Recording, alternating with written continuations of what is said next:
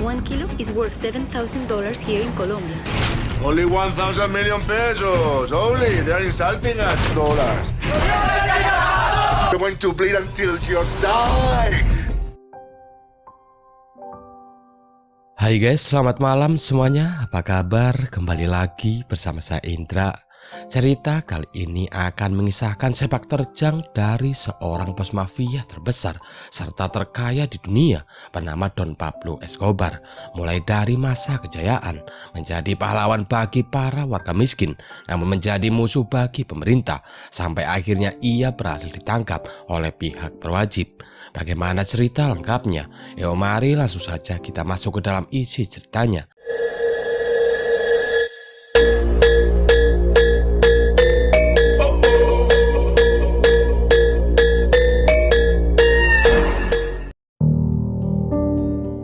Berawal pada tahun 1993, di mana seorang jurnalis wanita asal Kolombia bernama Virginia baru saja tiba di Amerika dengan pengamanan super ketat dari Badan Narkoba DIE. Ia dibawa masuk ke sebuah hotel yang tidak disebutkan namanya. Dia adalah salah satu orang terdekat dari Pablo yang beberapa hari ke depan akan memberikan kesaksiannya kepada pemerintah Amerika. Bagaimana Virginia bisa sampai ke Amerika dan seberapa pentingkah dia hingga keselamatannya dijaga ketat oleh petugas DIE. Semua berawal pada tahun 1981, tepatnya di Kolombia. Siang itu tampak Pablo beserta anak buahnya sedang berkendara di peternakan miliknya. Namun tanpa disengaja, salah satu anak buahnya menabrak seekor kuda yang tiba-tiba lewat dari rerumputan. Melihat kuda itu sudah tidak bisa lagi ditolong, akhirnya Pablo memerintahkan anak buahnya untuk menembak mati kuda tersebut. Di rumah, Pablo sempat berbicara dengan istrinya mengenai daftar tamu yang akan diundangnya nanti. Ia akan membuat sebuah pesta peresmian yang akan dihadiri kalangan artis serta tokoh-tokoh terkenal lainnya.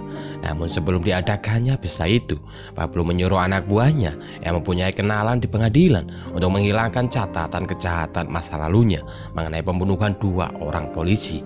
Pablo pun di sini menegaskan catatan itu harus hilang meskipun harus membayar dengan harga mahal ataupun jika ia harus membakar gedung pengadilan tersebut. Beberapa hari kemudian, pesta pun digelar. Acara malam itu sangat meriah dengan dihadiri oleh orang-orang terpandang, termasuk seorang pembawa acara berita terkenal bernama Virginia yang datang bersama temannya. Virginia sendiri belum terbiasa berada di pesta yang dijaga ketat oleh orang-orang bersenjata. Hal itu mengundang pertanyaan baginya mengenai siapakah Pablo Escobar ini, karena ia sendiri hanya tahu namanya saja. Ia tidak tahu sebenarnya bisnis apa yang digeluti oleh Pablo sampai akhirnya bisa membuatnya menjadi kaya seperti ini. Mereka pun akhirnya berkenalan. Ternyata Pablo selama ini telah memperhatikan Virginia selama ia menjadi presenter sebuah acara TV. Dalam pertemuan itu, mereka pun berbincang agak banyak, termasuk pesta malam ini yang ternyata dalam rangka peresmian pembangunan 2.000 rumah untuk orang-orang miskin. Virginia kemudian bertanya mengenai asal uang pembangunan itu, namun Pablo tidak menjawab. Ia hanya mengatakan lebih baik Virginia melihat pembangunan yang sedang ia kerjakan. Esoknya dibawalah Virginia beserta kru TV ke perkampungan Moravia di Medellin, sebuah daerah pinggiran tempat pembuangan sampah.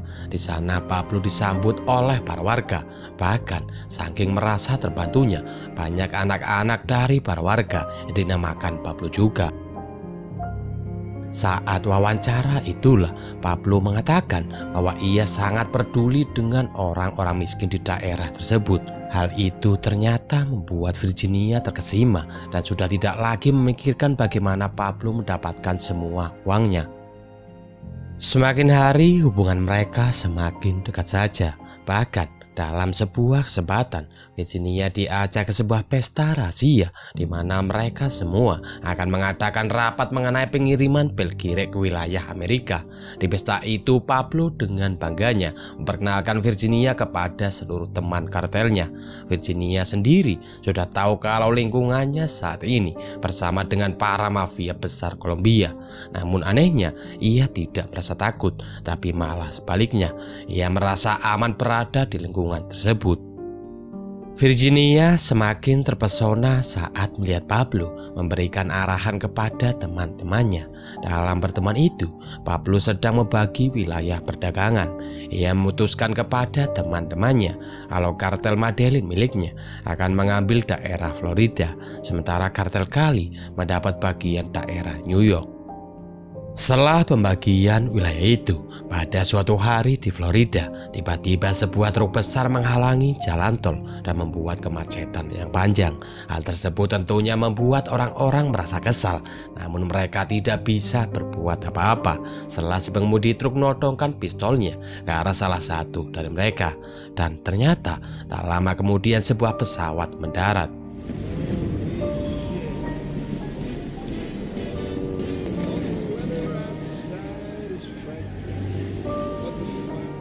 Orang-orang suruhan Pablo pun langsung berlarian mengambil semua barang-barang haram itu untuk diangkut ke tempat yang aman, sementara pesawatnya sendiri ditinggalkan begitu saja.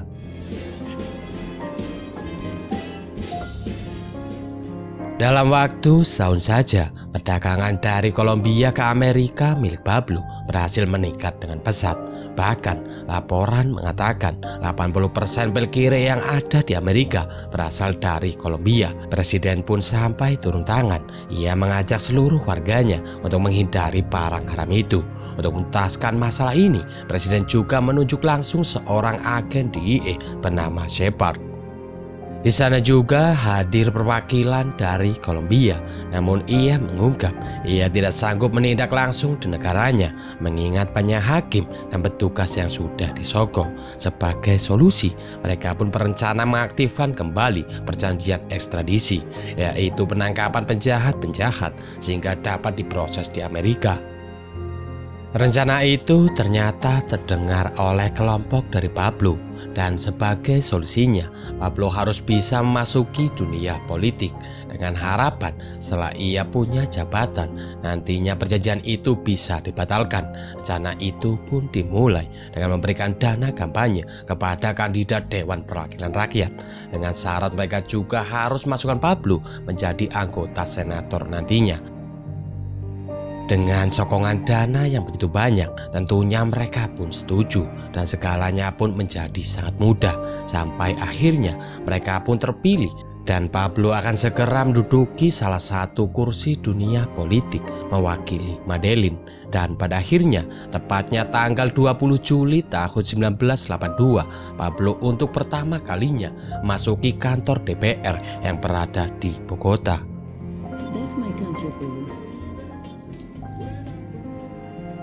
Suatu hari Virginia akan menghadiri acara TV yang dilaksanakan di Amerika. Karena saking cintanya Pablo pada saat itu, ia memberikan uang yang sangat banyak sebagai uang bekal. Bahkan Pablo memberikan sebuah kalung berlian dengan harga yang tidak murah. Saat di Amerika inilah Virginia didatangi oleh agen Shepard dan langsung menanyakan tentang keterkaitannya dengan Pablo. Ia mengatakan kalau dirinya sedang banyak mengalami kasus pil kire yang datang dari Kolombia. Namun dengan berani Virginia mengatakan kalau Shepard lebih baik bertanya langsung dengan agen CIA. Ia juga menegaskan kalau Pablo adalah seorang wakil rakyat yang sekarang telah terpilih.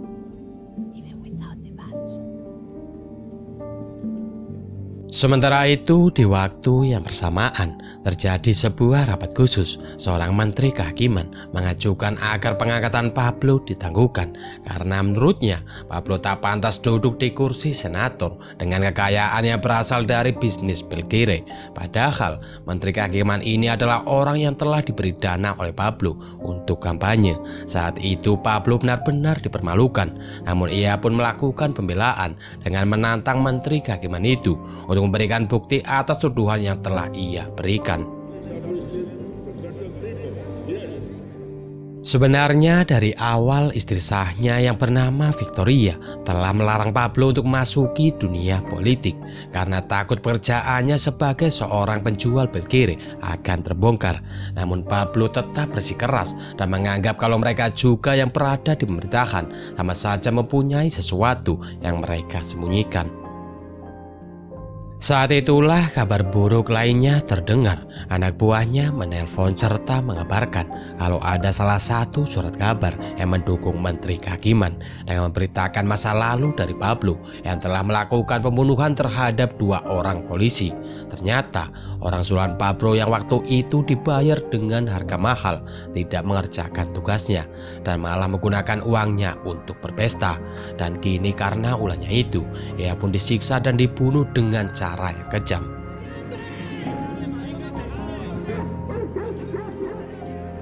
Sebagai pembalasan karena telah dipermalukan dan juga sebelum menteri itu mendapatkan buktinya, Pablo bersama teman kartelnya menyusun sebuah rencana untuk membunuh sang menteri serta si penulis berita. Sebenarnya seorang dari kartel Kali sempat menyarankan kepada Pablo agar ia mengurungkan niatnya, karena kalau sampai terjadi pembunuhan kepada sang menteri, maka nantinya situasi akan menjadi semakin rumit. Namun Pablo tetap pada keputusannya, walaupun nantinya ia harus berperang dengan pemerintah.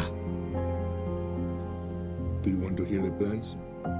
Esok harinya Pablo datang ke daerah kumuh pinggiran, tempat di mana Sicario berada. Sicario ini adalah sebutan untuk pembunuh bayaran yang dilatih dan dibiayai oleh para mafia pil kiri. Mereka anak-anak muda yang berada di sana sudah siap mati demi bayaran $20.000. Dan masih di hari yang sama, pembunuhan itu pun dilakukan di jalan yang ramai, dimulai dengan membunuh si Menteri Kehakiman, lalu si penulis berita.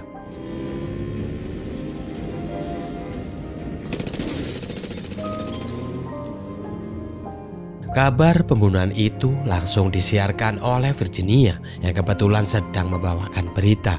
Bukan itu saja, ia juga mengabarkan presiden yang akan mengaktifkan kembali perjanjian ekstradisi dan melawan penuh terhadap jaringan pil kiri milik Pablo.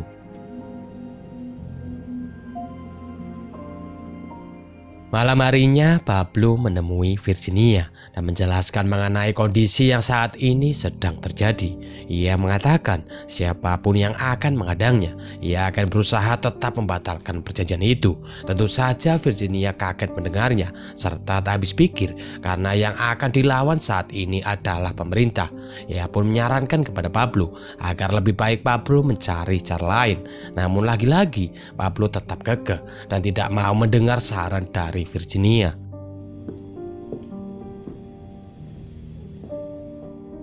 Pada tanggal 29 Mei, tepatnya di tahun 1984, Pablo beserta teman-teman kartelnya mengajukan negosiasi ke pemerintah. Ia pun menawarkan akan membantu Kolombia dalam membayar hutang-hutangnya ke luar negeri. Namun tentunya dengan syarat ia meminta sebuah amnesti atas kejahatan yang telah terjadi sebelumnya.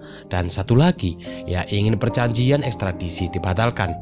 Namun sayangnya, perwakilan dari pemerintah itu menolaknya. Hingga saat itu juga Pablo menyatakan perang dengan pemerintah. Setelah terjadinya penolakan itu, Pablo melakukan ancaman dan teror kepada siapapun yang berani menantangnya, seperti kepada seorang hakim yang dikirimi peti mati hingga membuatnya meninggal karena serangan jantung ketika mendengar peti itu dikirim oleh Pablo Escobar.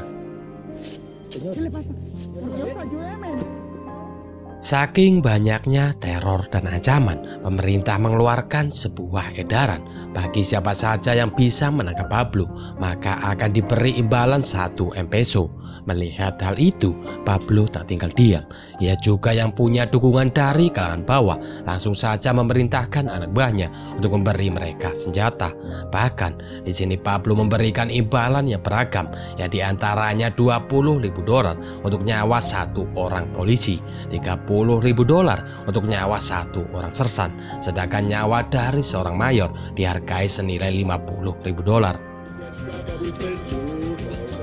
Semua anak-anak muda yang sudah dipersenjatai mulai melakukan perburuan. Penembakan pun terjadi di mana-mana, entah itu polisi di jalan ataupun polisi yang sedang melakukan pencarian. Semua dibabat habis tak tersisa. Pemerintah juga tak tinggal diam. Mereka lebih beringas lagi dengan memerintahkan agar para intel membunuh setiap anak muda yang dicurigai sebagai karyo. Lebih parahnya, 1 nyawa seorang polisi harus diganti dengan 10 nyawa anak muda yang dicurigai telah melakukan penyerangan. Peperangan yang semakin hari semakin memanas membuat pemerintah membentuk unit khusus. DE juga bekerjasama memberikan pelacakan dengan menyadap seluruh jaringan telepon yang ada di Kolombia. Sir, Escobar, he's in sector 2, La Victoria. Sementara itu, di sisi lain, Virginia menelpon Pablo dan mengungkapkan emosinya karena ternyata dirinya telah dipecat dari pekerjaannya karena mempunyai hubungan dengan seorang Pablo Escobar. Ia pun merasa kalau Pablo telah menghancurkan karirnya sekaligus membuat semua orang menjauhi dirinya. Pablo saat itu yang sedang berada di hutan pun menangkan kalau semuanya akan baik-baik saja. Namun Virginia yang sudah tidak tahan lagi akhirnya menyudahi semua hubungannya dengan Pablo dan tidak mau terlibat dalam hal apapun yang berkaitan dengan seorang Pablo Escobar. Karena percakapan telepon itu, pihak DIE akhirnya menemukan posisi dari Pablo dan langsung menerjunkan tim khusus untuk menangkapnya. Namun ternyata tim Pablo juga sudah siap dengan serangan mendadak itu. Mereka membuka kandang burung dara yang akhirnya merusak salah satu helikopter.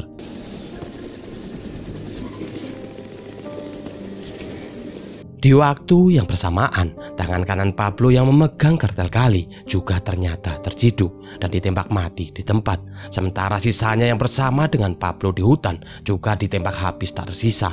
Sementara untuk Pablo sendiri, ia berhasil kabur dan selamat walaupun ia harus berlari tanpa satu pakaian sekalipun.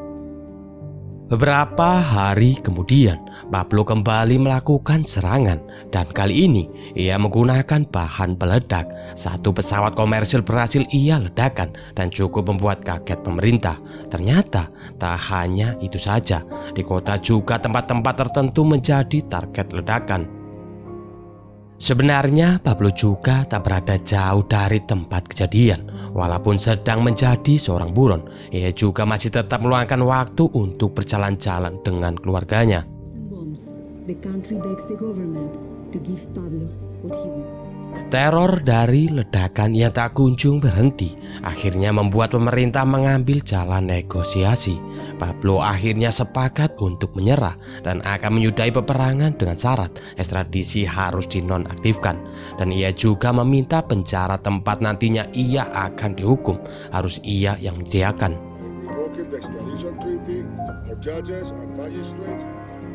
Pada tanggal 19 Juni, tepatnya di tahun 1991, Pablo resmi ditangkap dan dipenjarakan di penjara yang ia buat sendiri.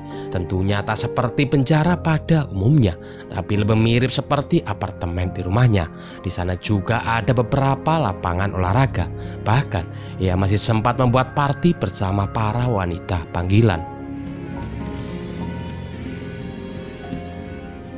Dan sesuai kesepakatan, sekarang ancaman ekstradisi sudah ditiadakan, yang pada ujungnya Pablo bisa keluar dari penjara dan kembali mengurus jual beli pil kirik miliknya.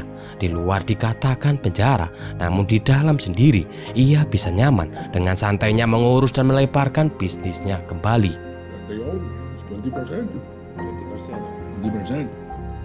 Setiap minggu keluarga Pablo akan mengunjunginya. Namun kesedihan saat itu, Pablo tidak diizinkan untuk keluar dari penjara. Padahal ia hanya ingin membeli es krim kesukaan dari anaknya. Ia pun merasa begitu sedih dan sempat meneteskan air mata. Untungnya Victoria menenangkan dengan memanggilnya kembali. Sambil berlalu, Pablo pun mengatakan nanti ia akan membelikan es krim terbaik di dunia untuk anaknya. Sementara itu di sisi lain, kini Virginia sudah jatuh miskin. Semua hartanya telah habis dan semua perabotannya ia jual untuk membiayai kehidupannya. Dan yang lebih parahnya, ia sudah diboikot oleh stasiun TV manapun serta telah dijauhi oleh orang-orang.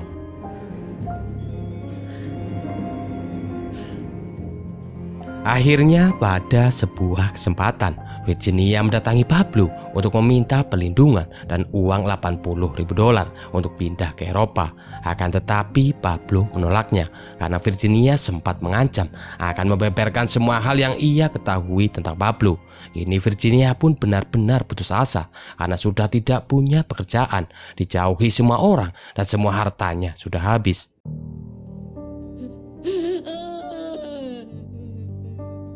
Pada suatu malam, Pablo bertemu dengan temannya dari kartel Kali untuk mendiskusikan hasil penjualan yang tidak sesuai dengan kesepakatan di awal. Mereka pun menjelaskan kalau bisnis mereka saat ini sudah tidak seperti dulu dan sangat susah untuk memasukkan barang haram itu ke Amerika.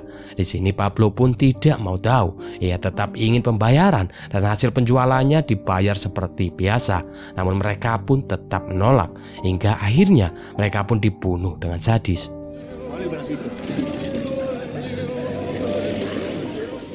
Kejadian pembunuhan itu terdengar sampai kepada media setempat dan membuat pemerintah semakin dipertanyakan mengenai lengahnya penanganan terhadap Pablo Escobar. Kredibilitasnya pun dipertanyakan dan akhirnya pemerintah akan memindahkan Pablo ke penjara militer.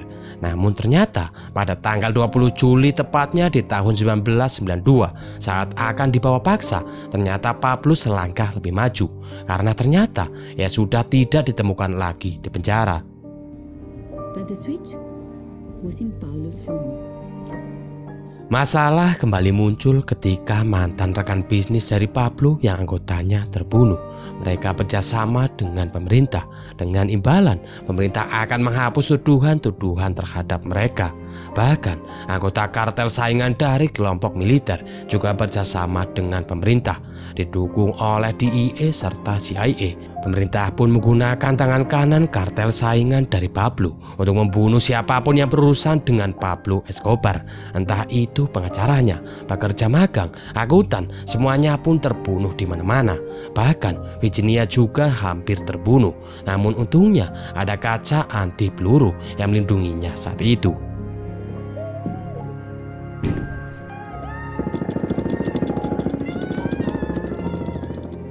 Virginia yang sudah tidak tahan lagi akhirnya setuju untuk bekerjasama dengan agen Cepat untuk memberitahu kelemahan dari Pablo. Menurutnya, satu-satunya yang paling penting dalam hidup seorang Pablo Escobar adalah istri dan kedua anaknya. Sementara itu di tempat persembunyiannya, Pablo tampak sedang bersantai dengan kedua anaknya. Pablo yang sangat menyayangi keluarganya itu, ia menyarankan agar mereka segera pergi dari Kolombia.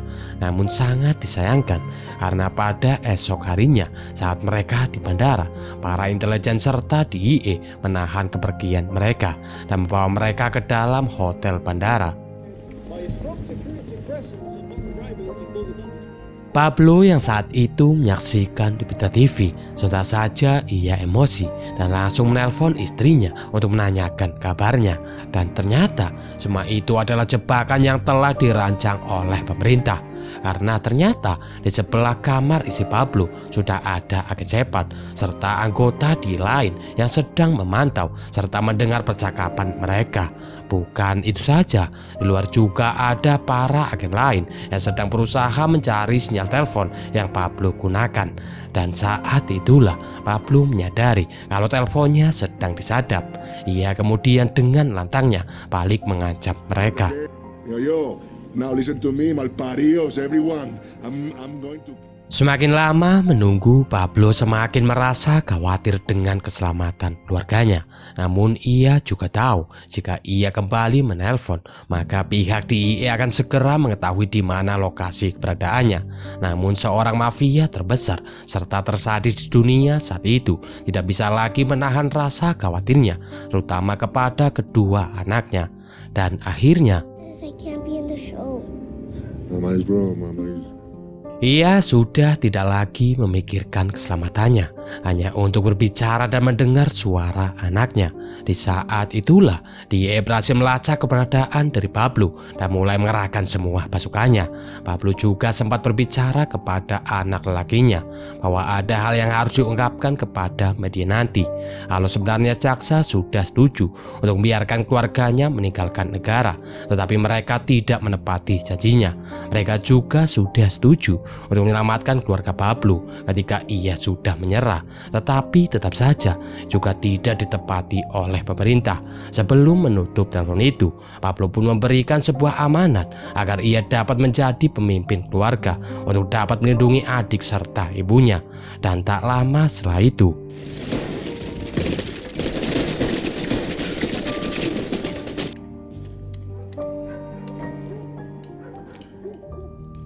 seorang gembong mafia terbesar di dunia pada saat itu kini telah tersungkur mati dengan mengenaskan. Semua anggota DIE bersorak atas kematian Pablo Escobar, tetapi tidak dengan anak serta istrinya. Virginia juga di sisi lain merasa bersalah karena jauh di dalam lubuk hatinya ia sangat mencintai seorang Don Pablo Escobar. Dan film pun selesai. Oke, itulah seluruh alur cerita dari film Loving Pablo 2018. Saya ucapkan terima kasih bagi kalian yang telah menonton video ini sampai selesai. Saya Indra untuk pamit. Assalamualaikum warahmatullahi wabarakatuh dan bye-bye.